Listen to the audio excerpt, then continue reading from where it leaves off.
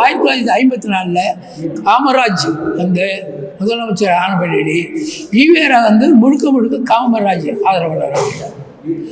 ஆதரவை போயிட்டு இவர் என்ன பண்ணுறாருன்னா அந்த ஆதரவை போன பின்னாடி வந்து காமராஜ் தான் எல்லாத்தையும் ஆதரிக்கிறது. அப்போ வந்து காங்கிரஸ் கட்சி ஆட்சியில் ஹிந்தி எதிர்ப்பு மீண்டும் இதுக்கு வந்துடும். அதாவது 1965 ஹிந்தி ஆட்சி மொழி ஆகிறதுக்கான அந்த கெடு முடிஞ்சு போச்சு. அதனால் அது மத்திய அரசு பல வேலைகளை அதாவது வந்து அந்த ஹிந்திலேயே வந்து இது பண்ணுறாங்க, அனுப்புகிறாங்க. அதை எதிர்த்து மாணவர்கள் வந்து ஹிந்தி எதிர்ப்பு போராட்டத்தை நடத்துகிறாங்க. அதில் இலக்கோனார்னு சொல்லி அதாவது ஒரு கல்லூரி பேராசிரியர் ஐயா, அவர் தான் மாணவர்கள் மத்தியில் இந்த ஹிந்தி எதிர்ப்பை பற்றி பேசுகிறார்.